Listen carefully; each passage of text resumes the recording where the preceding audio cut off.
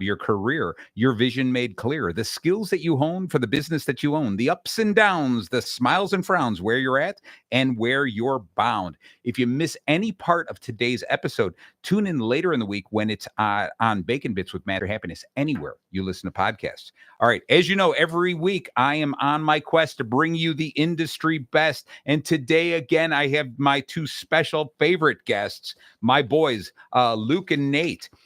So let me see, what mics are you guys on? We've got 7 over here. Turn you on, and you are number 3 there. Beautiful. So say hello, guys. Hello, guys. Oh, that's beautiful. Luke, I gotta say, that never gets old. So you guys, you know what we're going to be talking about today, right? This is the Legends of Sales. This is episode 5 already. Can you believe that? Wow. It's for some reason, it seems to correlate with the months of the year too. It's the 5th month. So it's crazy like that. What a coincidence, right? So today we're talking about Mary Kay Ash.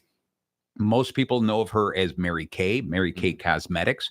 And so what we're going to be doing is talking about her being a true sales legend.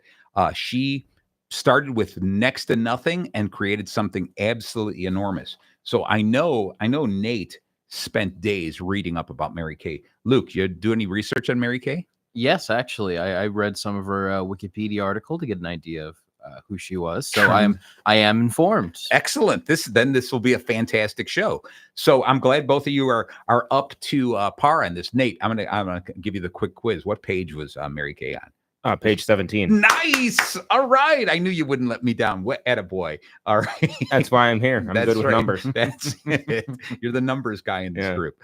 All right. So as you know, every week, no matter what the subject is, and the Legends of Sales, which we do every second Monday of the month, there's no exception to this. We apply a little bit of bacon to it because, you know, everything that bacon touches becomes just a little bit better.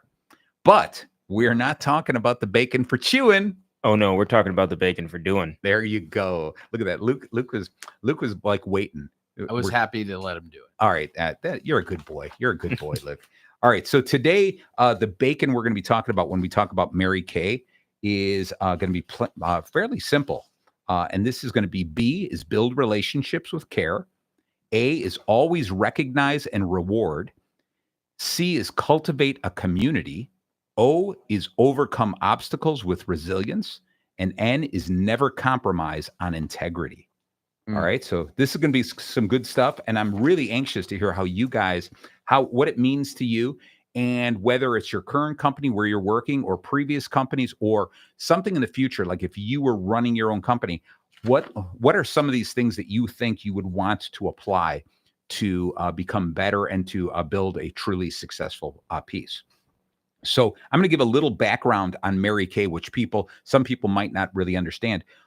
She was really good at sales for a different type of company. I want to say it was Stanley Steamer or something like that. It was another household products brand that was doing a lot of in-home selling. All right, where you'd get to somebody's home and sold them right there in their own home. I'm not sure if they were doing at-home parties, but she was doing the sales in people's homes. And she realized she got really, really good at it quick. So good that she was promoted within that company, and she became a trainer for a lot of other salespeople. And she realized she was training a lot of guys, a lot of men. And this was a time where it was maybe the women in industry and business were treated a little less. So she noticed that the people she was training, these guys, were starting to be promoted above her and beyond her. And she thought, you know what? I'm really good at this, and I'm gonna prove this to myself. So she went out and started her own business, the Mary Kay Cosmetics brand. And she did this, and within a very quick period of time, she was very profitable her very first year. I think she started the entire business with an investment of $5,000. Started this business, became profitable the first year, and just grew an enormous empire, okay, on these principles. Now, what do you guys think about, have you ever been involved with anything, any type of a sales pitch? I know you guys probably weren't actually pitching product, but you ever been involved in a sales process where people came to your home or did this, or you had to go to a house party where people were selling stuff? What do you think? House party where people are selling stuff. Yeah, I think that that's something of an outdated idea, because I've got to say I've never been to a house party where the No? idea is that you're being sold to. I don't know about you, Nate, but Not that. I mean, I do remember a vacuum salesman showing up at my parents' house. Oh, really? Okay, so you do And he remember did the that. whole, I'm going to dump things on the carpet. Yeah, and, yeah. Which it- is a gutsy move. Yeah, Because if your it's vacuum just- doesn't work. Right. It's just, yeah, I that one's a tough one for me. I don't know Okay. that I'd have the guts to do that. But yeah, no, he was there, and I just remember like my mom let him in the door, and my dad could not get him out the door fast enough. Yeah, yeah. It's a tough one going. I don't want no salesman in my room, my house, right? Right. Well, so one of the things that's really popular like this, and I'm trying to look for your button here, Luke. I think I found you, so we're good there. Let's see what we get the here. me button. Yeah, the me button. But one of the interesting ones one of the ones that we're most familiar with probably is going to be Tupperware is another one of those ones Right. where they have house parties and they get together. And I remember, Luke, you were little. I had I was divorced and I had a Tupper party. And it was a really interesting because I invited all the guys, my brothers and everything like that. And I remember this woman coming to the house to sell Tupperware thinking she was going to walk into this house, and she walks in and it's all guys. And she just freaked out a little bit going, what kind of party is this? I'm like, it's legitimate. Everybody here wants to buy Tupperware, believe it or not. And so it was pretty cool. But another one that's really popular that they try to get a lot of young kids get involved in is Cutco knives. Okay, where they say, oh, these knives here's the Cutco scissors that can cut through a penny, right? And then here's the knives that'll cut through an aluminum can and then cut through tomatoes and stuff like that. And they get young teens to get involved in this. And I'm hoping that their ultimate goal is that these kids will become really good salespeople. I don't know exactly how much training they give them, but they're betting on this whole idea that what you're going to first do is go to your family and friends, and everyone's going to feel sorry for you. It's your first job. They're going to buy knives from you, right? And then once you're done with it, you can't sell anymore. They're like, okay, we'll find somebody else who will sell Cutco knives. So that's exactly what goes on. But with Mary Kay Cosmetics, which was the one who truly proved that these in-house parties could be successful, she had a different feeling. She really wanted to help all her people grow. Okay. Think about this would you or could you see yourself setting up parties like this and selling whatever the product was? You pick a product that you think that you would want to sell, that you would say, hey, we're going to go to somebody's house. You tell them, call all your friends, your relatives, get together. Where it's going to be one big sales pitch. Do you think either one of you could end up doing that? No, see, I think I get too much anxiety when I'm hosting people. I'm just Really? like, Nice. can I buy anything from you? I think is how it would end up. I don't think I could do it. I don't think I could expect from people in that kind of situation. Maybe it's the modern anxiety. Okay. Well, I think you got to picture it like this, is that if you approach the sales process as a win-win, I'm not convincing you, I'm not trying to twist your arm, only buy something from me if you think you can you benefit from it. And if you approach it like that, you will alleviate that stress. It's when I was a young salesman, I did the old twist the arm routine, right? Whether you needed it or not, I was selling it to you. But when you realize that it's selling is so much more than that, it's a little bit easier. What about you, Nate? Anything that you'd say for sure, this would be something I could go to somebody's house. They're having a house party. I could sell them on something. I don't know that I could. I think if I was aspiring to be in sales or something like that, I think there's a lot of benefit to pursuing something like this, simply because typically in sales, you do a little bit of research on the people you're selling to, everything like that. But this one, you're not necessarily the one inviting the people to the party. Right, so you've got somebody who believes in your product. And so then they set up the party. But at the you have to be prepared for just about every sort of demographic, because you don't know, she's going to have, her Aunt Judy there, and then cousin Timmy, and they're completely different people. So how do you make your pitch, or how do you tailor make it on the fly with these people that you are learning about them? I think it's just a great training opportunity. But my God. Yeah. A lot of improv on that, because you're meeting these people for the first time. The only goal you have is you have a pretty good idea that at least half of those people at the party are interested in your product. Right. Okay. But Mary Kay took it a step further. Okay. And and that is that not only am I going to sell you the product, but I'm going to sell you on the idea to start having these house parties, and you can make commission. Every person is not just buy the product, but then you can become a salesperson and continue doing this. And there's a lot of people who thought we're going to duplicate this. We're going to try to continue with this brand, this idea of making it work. And a lot of times this types of process tiptoes on that line of a pyramid scheme where we're going to take advantage of you. You only pay X amount of dollars, and we don't really care if you make any money. Okay. But Mary Kay Cosmetics has seemed to be as far away from that as possible because of the value and the beliefs and the standards she set for this. There's plenty of other places that will take advantage of people. And maybe there's some people who feel like they were taken advantage of, or they misinterpreted what they were supposed to do. But at the heart of Mary Kay Cosmetics, it's always been this. There's been a lot of golden rules. All right. One of the golden rules that she always lived by was treat other people like you would want to be treated. And she continues to drive that home over and over and over again, which I think is so very important. Okay. Now I want to drive home. So I asked you first off, would you do this in a house, like go to somebody's house?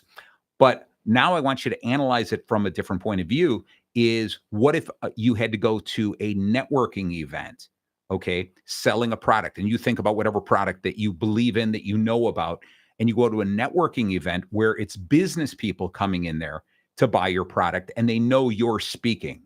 Okay. Do you guys think you could do that? Walk in and, whatever, pick a product, whatever product that you could believe in, that you would say, I'm knowledgeable about. I think this can help people.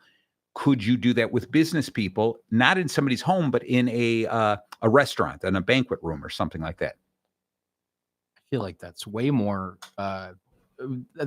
reasonable to me, because that's a professional setting. Right. And people are set, right? It feels more comfortable. But isn't it interesting, Luke, that it's not that different, because the people coming to the home are more relaxed. They know each other. You have instant credibility because the host invited you there, right? And what you'd be selling is things that theoretically they can use. But because it's a business setting, doing a networking event, I agree with you. At first glance, it seems like that would be much easier to do. What about you, Nate? What's your feelings on that? I think it's kind of interesting, because I just replaying it in my head, right? I'm in agreement with Luke that it is more of a professional setting, but I feel like it kind of goes both ways, because like one of two things: the people at the business event, they're there for whatever reason. They might be there for networking, they might be selling something themselves. There is a little bit less pressure on them to buy. There's a little bit. It's yes, because it's for them, because it's a business event, because it's professional and everything. It's easier for them to go no and walk away. Whereas on the flip side, you'll actually have, like, in someone's home, like if your aunt is hosting an event, well, you don't want her to feel like her event was a flop, so you might buy something. So you can actually kind of play to some people, like they might be more open to the idea. It's very interesting, because at first glance it seems like the networking event would be easier, but I feel like you have a higher chance of actually making sales in the home, whereas you might feel like, wow, I really crushed it at the networking event, and then 3 days later no one has ordered anything. Right. Sure. All right, so now take a look at this. I'm going to give you a third option here. Oh, I got the wrong one. I'm going to put you on a third place. A third comparison. I did have it the right way. The third comparison is this: you're at your office, you're at your business, okay, and they ask you stand up and talk in front of your peers, sell them on a concept, or introduce a new product you're going to sell, or a new service you're going to offer. It's up to you. Okay. How does that rank when you think about, I'm going to go to a stranger's home, or maybe it's not not much of a stranger, but she's going to invite a bunch of people that I don't know. Do that versus a networking event with other business people, or working at your place where you're standing in front of 10 up to 20 people, whatever it is, and pitching a new service, a new product. Where do you think of that? All right. You're live, Luke. by the way. Oh, I'm sorry. I was waiting for Yeah. you to stop talking. Yeah, there you go. That is the peak of my comfortability there. Okay. Because not only is it a professional setting, these are people who I'm frequent collaborators with. They're my coworkers. And on top of that, I am not as much selling them a service. Yeah. I am working to find a product that helps us all, because we're all on the same team in that scenario. Yeah, that's a really good point. Excellent. So that's the one, when you're saying that's the one you'd feel the most comfortable with, right? Absolutely. Okay. What about you there, Nate? I think I would feel most comfortable with that. Just again, for me, it's, understanding my team, understanding the way they think. Right. And so, because I currently lead a team, so I'm pitching new ideas almost on a daily basis. Right. We're working on a lot of continuous improvement right now. And so for me, every time I have a new concept, if I can't get them to buy into the idea, I'm not going to get any traction, because I don't want them to be doing it because, oh, Nate says this is what we're doing now. I want them to be doing it because this is what, this is the right way to do it, or this is the new thing we're going to try. And Right. so, Right.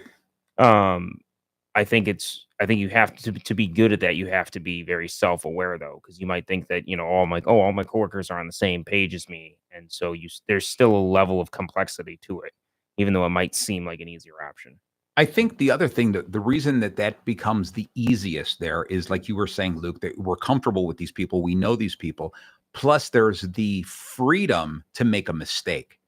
Okay, because if we go down a wrong path, the next day, next week, we're going to talk again and go, yeah, that one didn't work. Why don't we try this? But if you're meeting people for the first time, selling them a product, you're not coming back next week and go, hey, remember all those products you bought? Yeah, those weren't any good. Move to something else.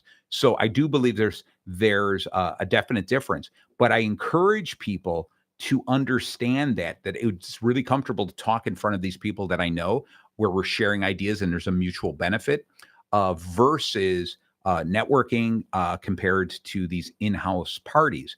Because if you view the in-house parties as, I don't know the rest of you, but I know this person who booked the party, she's psyched about it, she wants to move on this, I know the product, and I have a win-win attitude, okay, which I'm only going to sell you the stuff that's worthwhile, and you're only going to buy what you really need.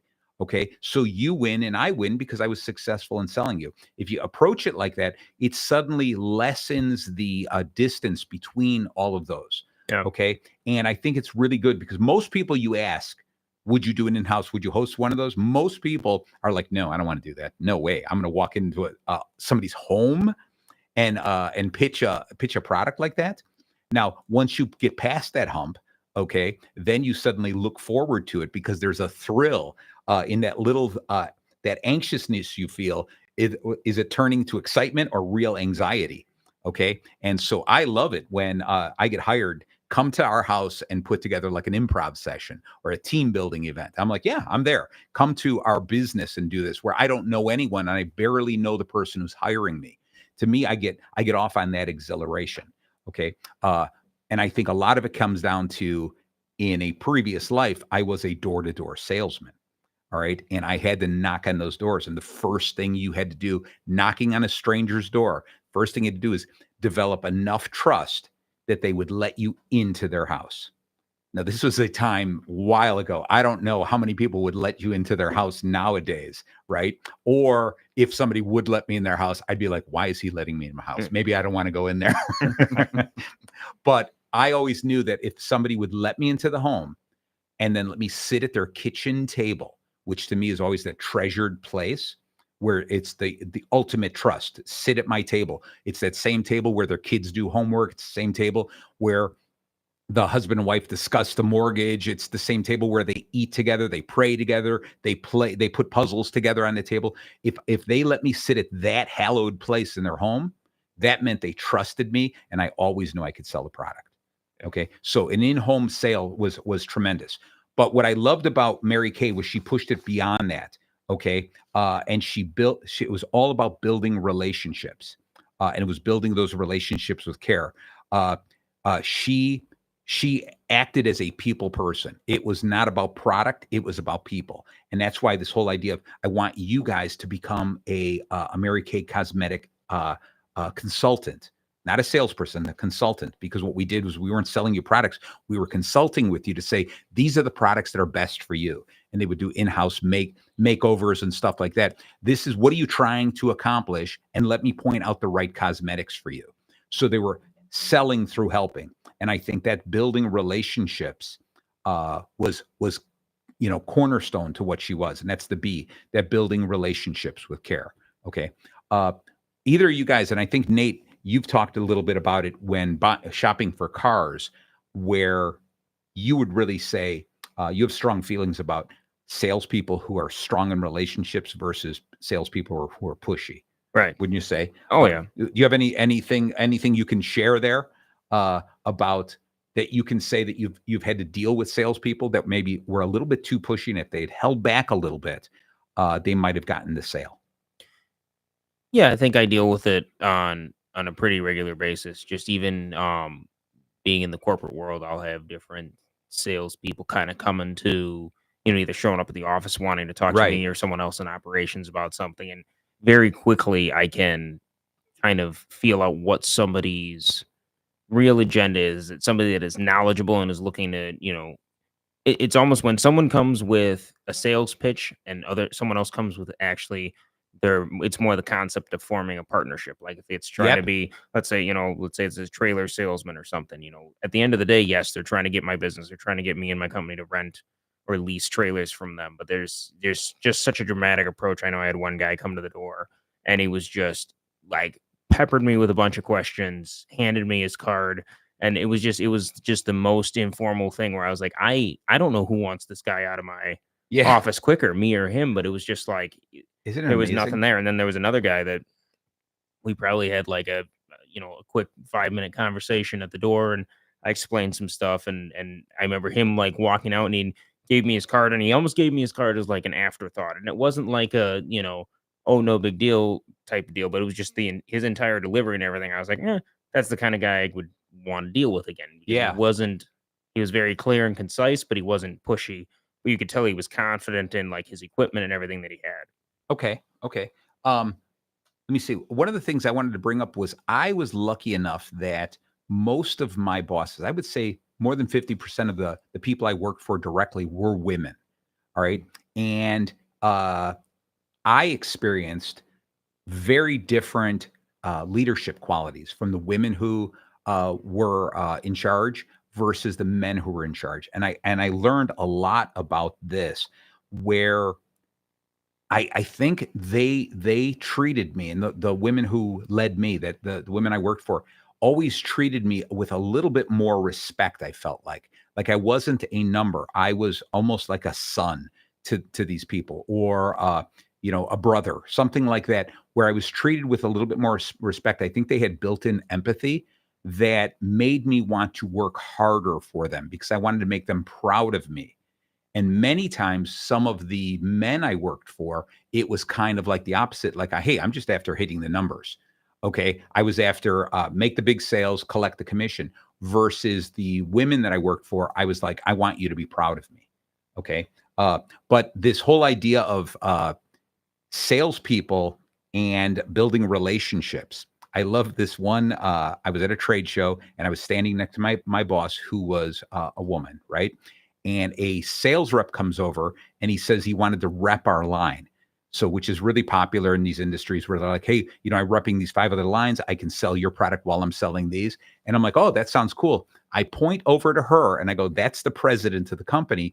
You should talk to her. He walks over, shakes her hand. Nice to meet you. He turns back to me, says, here's my card. So anyway, how many reps do you have? And he starts asking me. And I was like, before we go any further, let me reiterate. She is the president of the company. She's the one making the decision. And he goes, oh, yeah. Oh, hi. And he turns back to me and kept talking. And I was like, you idiot. Right. Oh, my God. Are you even listening? And not only was he probably not listening, but the relationship he just created there was the worst relationship. Right. Because there is no way. Now I'm standing there going, I don't even know if you and I have so much in common, you think I'm going to even shake your hand again? Right. All right. He walked away, and I had the card in my hand. I remember her walking by, taking the card out of my hand, ripping it up and just throwing it in the garbage, because that guy had no idea. He might have come from the mindset of building a relationship was the right thing to do, but he knowingly was building a relationship with the wrong person. So that's my worst story about building these relationships here. So it's really important in sales and in marketing to understand who your customers are, that they are not numbers, they're real people, and you deal with them. And no matter what you're going to do, you're going to run into similar people all the time. People are going to want to buy from people. So if you are trying to sell them something, whether it's selling them a service, an idea, a product, the closer you become, the more that they know you by name, the greater chance they have of saying, yes, what have you got next? Okay. So with that, that's the build of relationships. The next is always recognize and reward. Okay. How do you guys react? Would you rather work for a place that really outwardly recognizes you when you do accomplishments and rewards you publicly? Or does that not matter to you? Either one? I don't need public recognition or anything like that. Private recognition's fine, as long as like, you know, if I have a good relationship with my superior, I think that honestly will do it for me. Okay, but do you still want that praise every once in a while when you do something good, or are you so self-motivated you don't need anything? No, I you know me better. I'm not that selfless. Yeah. No, I'm sorry. I got thrown off by the word public. Yeah. But, well, no, in other words, amongst your peers too. Sure. You know, like they say, hey, we want to give this special award to Luke for his outstanding blah, blah, blah. No, okay. Yeah. And see, that's the thing. Like, I don't really need my worth discussed to my peers. Okay. Like, that's the part where it's like, I don't really care about that. It's like, as long as my boss is like, hey, we appreciate you, and I feel appreciated, like that's what's important to me. Okay, that's interesting, because I'm quite the opposite. I like public recognition. I like people to praise me. I like me to be the standard of excellence. I want them to go, oh my God, can all the rest of you please be like Marty? To me, you good. Feel that way? Yeah. The guy with the radio show. That's Very right. Same? That's right. The guy with his picture on the cover of every book. Yeah. Right. Master happiness. That's right. That's right. What about you there, Nate? What's your feeling on that public recognition? Do you expect it? Do you want it? Do you feel your employees want it? I see, and that's kind of the thing is, for me personally, I hold myself to a very high standard within my job, and I have the strong belief of, if I'm doing a good job, I don't need somebody to tell me I'm doing a good job, because I know I'm doing a good job. Gotcha. Right. But for my team, it is very important for me that the management above me recognizes when they are doing well. And so that's something that I'm trying to push and promote, because like me coming in and saying, hey, good job on this or something like that, they appreciate it and it goes, ways. But I'm there every day standing right next to them. And it's so I would want to always work for somewhere that would, come to me and go, hey, are any of your employees, we'd like to recognize somebody from your team, or just, do you have anybody like that? Because there are a lot of people that do really benefit from that. So even though me personally, just the way that I am wired, I don't need that. I know if I'm doing a good job or not, because I can tell. I have my own metrics, my own goals, and my own things my standards that I hold myself to. But I want my team to feel that. Like I was thinking, and there was a time that a company I was working for released a video for one of our other locations, and it was celebrating Mother's Day, and they said, oh, we just want to thank, all the mothers in transportation and all this sort of thing. Right. And I watched the video, and I was running a team of 3 women at the time, and none of them were in the video. And I was like, oh, yeah. I was like, well, it would have been cool to have them be in there, because they're part of this as well. And I know it wasn't an intentional slight or anything, but it was one of those things where I was like, that would have been cool for me to come back and show them and go, look, they're recognizing you and appreciating you. Yeah. That's always a tough one, of when you're going to make a company video and all you need to do is leave one person out by accident, and that recognition, that reward you're trying to promote, backfires so dramatically. So we're gonna come back to that. It's the bottom of the hour, so I'm going to run a couple little announcements from some of the people who love our station, and we will be right back. So please don't go away. There's a lot more of Mary Kay and the boys. Hi, this is Ronald Curtis Grace, host of the Ear Candy Emporium show right here on WRLR 98.3 The Life. Join us every Friday from 4 to 6 p.m. Central Time. We'll share some great music, have a laugh or two, and get your weekend started on the right note. That's the Ear Candy Emporium show, the home of sweet musical treats. Every Friday afternoon from 4 to 6, right here on 98.3 The Life. And streaming live on WRLR.FM. See you then. If you're talking, they will hear you every single time. Oh, we're getting killed. Yeah, well, Kyle's not here. How come? Kicked off the team. Didn't Tim tell you? Kyle and some other kids got caught drinking beer in the park a couple of nights ago. Really? Yeah, zero tolerance. He's out for the season. Come on, it's a first offense, right? That we know of. But why should that matter? He knew not to drink. I've made it clear to Matt that's what we expect from him. What have you said to Tim? Nothing really. You know, a lot of kids try it at this age, so. Yeah, well, a lot of kids don't try it too. I'm not saying I'm asking to be this perfect kid, but if I don't tell him what we expect and why he shouldn't drink, how's he going to know? You think kids that age really listen? They never admit it, Bill, but they hear more than you think. Talk. They hear you. For more information about talking with kids about underage drinking, visit underagedrinking.samhsa.gov. My name is Corporal Bradley Joseph Seitz. Jerry Reed. Kate Weber. These are real veterans facing a real challenge. I have PTSD. And I have PTSD. I have PTSD. Post-traumatic stress disorder can happen to anyone. I was still in a war zone in my mind. But treatment can turn your life around. Treatment has really saved my life. To learn about PTSD and how treatment can help you, call your local VA medical center or visit ptsd.va.gov.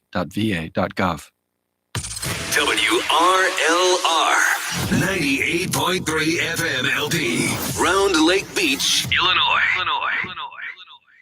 And we are back. Thank you so much for staying tuned in to 983 The Life. You can listen to us at the .com or on FM. Wherever you're listening to, stay there. All right, so we've been talking about Mary Kay Ash and being the founder of Mary Kay Cosmetics, but also being an incredible salesperson and sales trainer.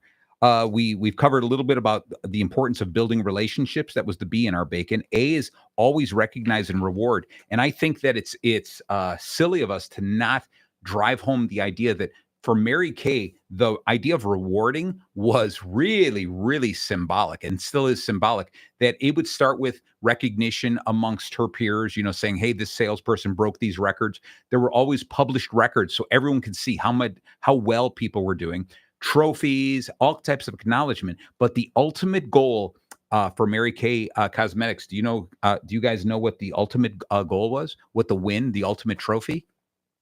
Employee of the month. Oh, better than that, Luke, but good guess. Year. What about you, Nate? Got any idea what the ultimate prize everyone knows that you're a Mary Kay superstar? Is it Salesman of the Year? No, come on. No, it was you win a pink Cadillac. Oh. Yeah, so it's synonymous with Mary Kay. When you got to a point of selling so much Mary Kay, when you built a following and you had enough people underneath you, you reached, I don't know what the dollar amount was, but you got awarded a pink Cadillac. And so those people driving a pink Cadillac, that was the thing that, keep in mind that this is a point where it's, Mary Kay Cosmetics started at a point where it was men-owned businesses and men driving businesses, and women should stay at a certain level. And so she was like, we're going to do this. Not only are we really good at this, but the best of the best are going to be driving Cadillacs, and to really show it off, their pink Cadillacs, right? And so I have seen some of those people driving pink Cadillacs, and those women are tough. They have a whole attitude, a whole different attitude towards life. I have never talked to one of those for one of those women for less than a few minutes and not gotten a makeover. Okay, so avoid them. All right. So the idea of looks like, oh, I could use a makeover. Trim. Yeah, now and then, right? All right. So that leads us to C in the bacon is cultivate a community. And I think this is really important because one of the things that Mary Kay did that was so important was she drove home this idea that we're a woman-owned business, supporting women, building women, making women become successful, right? And because of that, that was that community where they bound together and they helped other women, and women just climbing the mountain, pushing other women ahead of them up the mountain, reaching down, helping women beneath them up the mountain. It was such an incredible community. And this is one of these things that I think that all business people can learn. Okay. And it's find a way of creating a sense of belonging within your team. Okay. And sometimes what you end up doing is for the entire company, you say, how can we beat our competition? How can we beat ourselves from our sales numbers from last year? Sometimes you narrow it down a little more playful and you make it smaller. How can this department beat this department? But whatever it is, you build a community, a strong community, so people have pride in their work and they become self-motivated.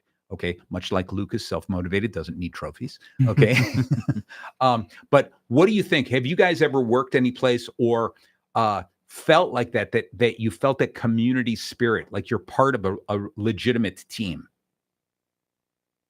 And hush goes over the room. Come on. No, Nate, you've been part of multiple teams. No, I have. And I mean, I was actually just talking with one of my coworkers today about Nate works during the show, just so anyone who listens. Yeah, sometimes I throw it by Nate. He's down there texting people, and he's still moving and shaking. That's it. No, I was actually talking to one of my coworkers, and we were just looking back at a time that the operation was being ran a little bit differently. Okay. But there was 4 of us, and we were all in a different role, but we were all very much aligned as to like what the goal was. And so whenever a problem kind of came up or something like that, it didn't matter what time of day it was or whatever it was. Right. We literally had a group text message chain, and it would could quickly diffuse it and all that. But there was a sense of just a sense of pride, and we were all just like really aligned in kind of what our goal was and how quickly we were going to do it. And just like the teamwork just happened naturally, and we all had different perspectives. And so we were just talking today about how do we get back to that? How do we kind of have that, just cultivate that, the sense of pride? Because if somebody really believes in something, like especially in sales, I mean, the most valuable thing you can have is a salesman who really believes in the service or the product that they are selling. Because when they do, it is almost it's almost contagious. Like you want to buy from them because they want to sell it to you so bad, but you can tell that the reason they want to sell it to you is because they believe in it. They think it is the greatest thing ever, and it's not just them trying to sell it to you because of, I'm trying to hit a number. They're like, this is amazing. I can't believe you don't have this, and I want you to have this opportunity for yourself. Right. And I like this idea of the more you can find people who are really passionate about what you're selling, you're offering, the more you can do that. They're selling for themselves. They're like, they want to high five themselves. They want to pat themselves on the back and say, it's more than just a commission. It's more than just a sales number to make you happy. They have to go home every night going, oh my God, I did fantastic. And tomorrow I can do even better. That's the only salespeople I want, is just that. And one of the things I encourage sales managers to do is do this whole thing of, and I've said it before, where I talk about shine, sharpen, and share. And it's really important is this shine. You go to each salesperson and you say, define yourself. What is your individual brand? And let's say all 3 of us were salespeople. What do you bring to the table that makes you special? We're not all cookie cutter. We're not all the same. Sure, we're selling the same product, the same service, but what makes you special? Name that first and be able to identify yourself. This is who I am. This is how I sell. This is why you should come to me. Okay. Almost you play it like that to say, if a customer came in and said, I would like to talk to just one salesperson, and you got to interview that customer, or that customer got to interview you, and you said, this is who I am. This is what I'm going to do for you. This is why you should choose me. So that's that shine. Come up with your own personal brand. All right. The next part is sharpen. And I think that it's another really important thing that team leaders should have with their team every week is, what have you done in the past week to make yourself better than you were the week before? Okay. And it doesn't all have to be just about business, but just become a best version of yourself. All right. Did you learn something new? Are you improving a skill? All right. How are you just improving yourself? And a leader who is interested in that, okay, someone who comes to me and says, how are you improving yourself? Marty, I know you like doing this. I know you like doing this. What are you doing? Are you reading any good books? Are you practicing? What are you doing? If a leader takes that type of interest in me and is encouraging me and pushing me to become a better version of myself, I want to fight for that guy, right? And the last part is share. You want to build a strong team that's shine, sharpen, and share. What you do is you say every week, what have you done this week to help the team? All right. You specialize. You're really good. There's something about you that stands out that is different than everybody else, right? You are spending weeks after weeks improving yourself, becoming the best version of yourself. What is it you're sharing with the team? How are you helping the team grow? And you start doing that and you call them out on it every single week. Don't have that conversation and a year later and they go, I don't know. I got her coffee one day. No, that's not good enough. You have to come at it every week and push it, make that a really important goal. Now, Luke, you have got some experience in working with a team on stage, right? Don't give me that look. When I did improv, I still tell everyone, I've done improv with plenty of people, but you've always been the most supportive improv partner I've had on stage. And granted, a lot of it is because I've known you your entire life. And so I kind of know the way you think. You kind of know the way I think. But tell any other stories about that, creating that community and how you strengthen that. Yeah. So I think a lot of that comes with practice. Like whenever I've worked with newer troops or newer people, practice always makes the troop a little better, because then you get to understand the other people's senses of humor better, because ultimately you guys are trying to get across like a joke or a sense of what a scene is in improv. Right. So if you can understand where your other person's mind might be going, you can play to the scene that they have in their head. So like if they are playing it in a certain way where you're like, oh, it would be better if I went along with what they're saying, versus it'll actually work better if I'm hesitant and I fight against it. Right. And that's just being open and listening and paying attention to. What do they call that in the improv world? What do they call that? That agreeing and enhancing. What do they call that? I believe that they call that. It's on the tip of my tongue. If only I went to more improv classes, I'd have a funnier answer. If only. No, but positive. Yes. Also. Yeah. Exactly. There you go. We are talking about yes and, just in case we don't another hour of trying to pun that up. But I think it's really important that you realize that in the sales world, it's that exact same thing. You've got to learn about your customer, what the customer needs and wants out of life, and can my product or service solve their problem, solve their pain? Can it do that? And then you continue to ask them questions until you find that path. And sometimes the path leads to, you don't need my product. And at that point you say, all right, we'll talk to you another day. That is a true sign of integrity and credibility, because then that person was like, wow, this person cared enough about me to learn so much about me to the point that he got nothing out of it. This is a person that maybe I will pass on your name, etc., moving forward. So I would say, of all the sales training I've ever taken, and I've been blessed with some wonderful sales training that companies have sent me for. I've read lots and lots of books, not to mention the idea of the book that this whole show is about, The Legends of Sales. All these people are incredible, but the best sales training I've ever had has been improv comedy training, because it ties so closely to sales. It ties to that whole idea of agreeing with the customer, understanding what is in the mind of the customer, and then flowing it in a good direction so both of us can win. So that's the C in cultivating community. The O in bacon is overcome obstacles with tenacity. Okay. And I love this whole idea. Is Mary Kay's idea. Her mindset was seeing every obstacle as an opportunity to either innovate or to grow. All right. And this is one of these things that salespeople all over. Well, they said no, so I didn't know what to do.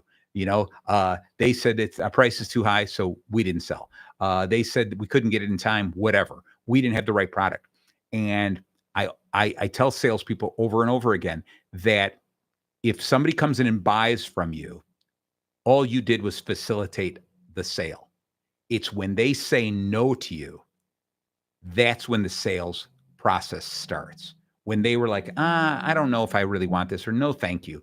That's when sales actually starts. That's when you start asking them those questions, getting into this. And I can't wait till we get into some of these other people who really, really get into this deep. When we get into the guy who is from the Wolf of Wall Street, that'll be a good one. That'll be for a month coming up. Ooh. Yes. But so overcoming obstacles. Think about this is, Luke, let's say you've got an idea in your head, a great skit to do on stage, and you're formulating it in your head, right? And you've almost got it. It's not completely worked out. You're hoping your team will help you, but you pitch it and they all go, nah, I don't see that's funny. How do you overcome that obstacle? How do you pitch it and say no? Because in your head, this is a winner. Tell me how you would approach that. Well, that's never happened because all of my pitches are hilarious.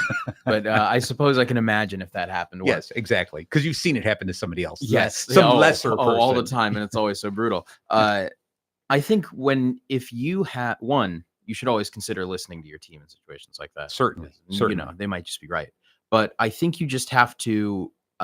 That's why I kind of like to read a sketch, like a prepared sketch, rather than just like pitch it, because a lot of times, especially with like written sketch comedy, it's about the voice of the sketch more than the on paper what happens. Like if you pitched the More Cowbell sketch, for example, from SNL. Oh, how about to someone, right? But like, just imagine explain it. Explain it. They'd be like, "That's the silliest. Yes, that's not going to be funny." But because it's walk-in and because it's so absurd, right, it works. Yes. So I think it's all about like, if you say can't like fully read, because obviously that's not super applicable to the business world.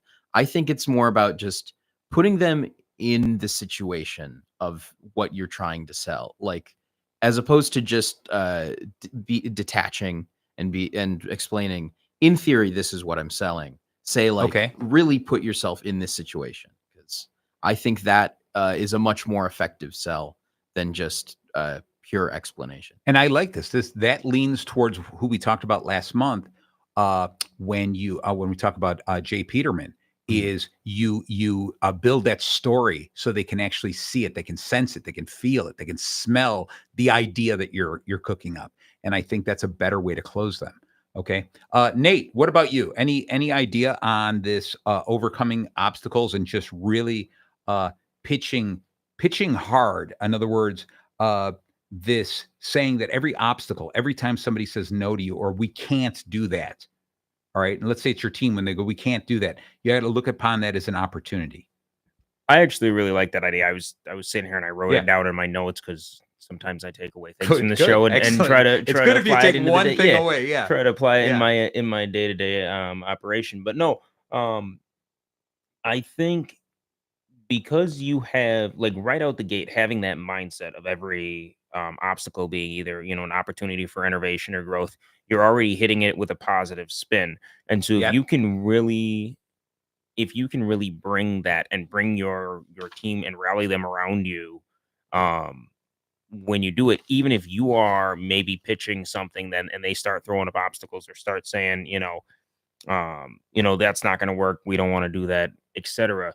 If you have all of them pushing with the same mindset of innovation and growth, then it kind of helps the solution come up quicker, because they're going to be sitting there going, okay, that idea is crap, but along the lines of that, here's what we think could be that. And if you kind of push that positive mindset, but also give them room to grow, you might actually accomplish what you were trying to at a better just a better flow for everyone. I like it. Yeah. All right, because I'm looking at this. We're running out of time, so I want to go quickly through the letter N, because now we've spelled out bacon. N is never compromise on integrity. All right, and one of the quotes that Mary Kay Ash did all the time was, she said, never, absolutely never compromise your principles. stand up for what you believe in and stick with that. Because I'll tell you, if you are honest, your entire sales career or your entire management career, you're honest, and you get caught lying one time, they judge you on that lie. They don't judge you on all the times you told the truth. Because what they start doing is they start questioning, were some of those other things you told me untrue as well? So you just have to stick with that. Never, absolutely never compromise on your principles. Okay. So you guys are still young. You got a long life ahead of you in business. And so I encourage you, I tell you this all the time. There was something that I did. I just went to a conference not too long ago, and I got to face somebody who I was kind of strong-armed into selling him something he didn't need. Okay. And I was at the conference. He bought this. We met outside the conference, hours later. We had a conference or a conversation. And I said, go ahead, you can cancel that order. Because he was getting upset with me because he heard from somebody else the product wasn't what I said. And so it's been a couple of years since I talked to him. And so I just ran into him again. And I said, I want to apologize to you because that one day that I was forced, or I let myself be forced into doing something like that, has always bothered me. And I explained to him, and he said, wow, I remember that completely. And he goes, thank you very much for just bringing that up again. And I said, and so I can never take that away, but hopefully what he remembers from me is the fact that I remembered that and I apologized again for it. And I brought it up and I explained to him how that still haunted me. And so I think it's really important to, once you set your own principles, you set a level of your integrity, stick with that and don't back down. Walk away from it. There's always another sale at the next door. Okay. So that's really, really important. A couple of these other things I just wanted to get across, and then I want you guys to tell me what you think was your greatest takeaway, something you learned here or something that you think would wrap up the show. Is some of these other things that Mary Kay said was, I love this. Every single person you meet, imagine they're wearing an invisible sign that says, make me feel important. Okay. And she was talking about that from the sales end. But I'll tell you, if you use that as a mantra for your life, okay, an idea of facing everyone, like make me feel important. You go out of your way making people feel really good about themselves. Okay. If whether you're on the stage working with people, if you make those people feel like what they're doing is a great job, they will do a better job. You've got people who work for you, and if you go out of your way to make them feel important and understand that I don't care who you are, whether you're sweeping the floors, driving a truck, whatever it is, every single person is important. That whole idea of treating the CEO and the custodian the exact same.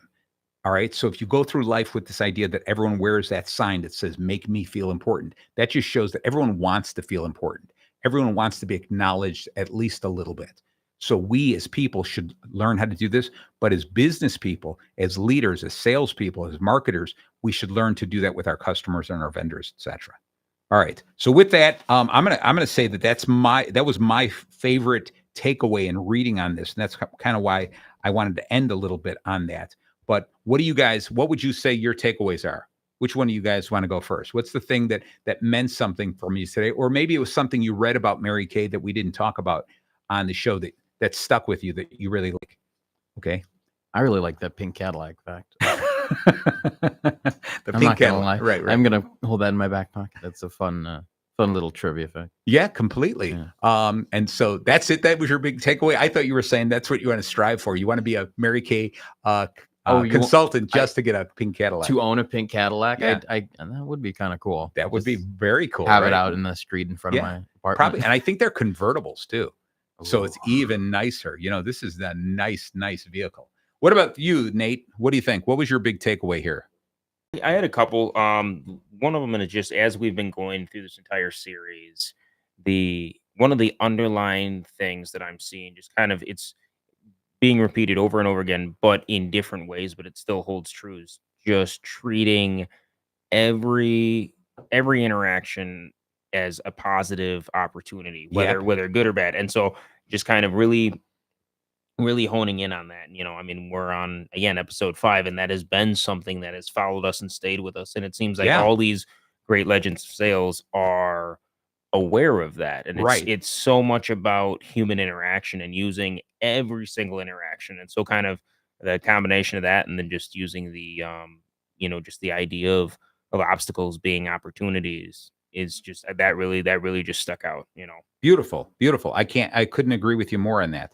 Uh, and so I think it's one of those things that if you truly believe in your product, okay, and let's just say that goes let's just say that goes without saying. You truly believe in your product and that you have found a customer, you understand your customer, you know that, and you know that your product would be good for them. And if they got it, it's a win for them and it's a win for you. If you know that, then it's you have to view it as almost an obligation to sell them that product. Right. Okay. And you use those objections when they say, I can't afford it. I don't have time to do this. I don't trust you. Use those as stepping stones towards that sale. You use those. You have to use those as opportunities to learn.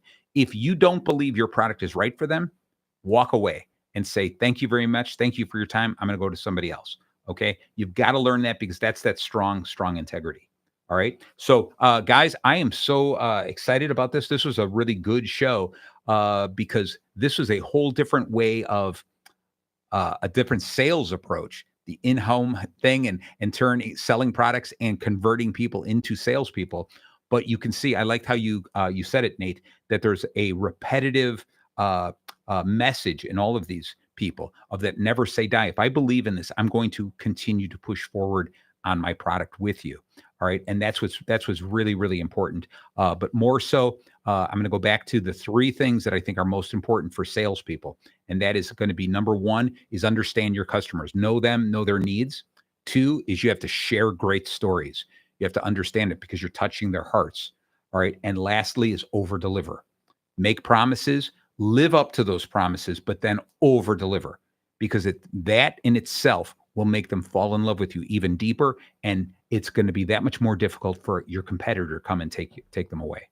So thank you guys so much. Next week, I've got an interesting guest coming in from the Illinois Dance Studio. We're going to be talking about just that whole idea of taking a passion and working in that industry. And then later on, we're going to be talking with Joe, and we're going to be talking about the customer experience. That's going to be a long series as well. So definitely stay tuned. If you missed any part of this episode, tune in later in this week to Bacon Bits with Master Happiness, anywhere you listen to podcast. Goodbye, guys. Thank you again so very much.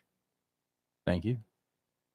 WRLR 98.3 FM LP, Round Lake Beach, Illinois.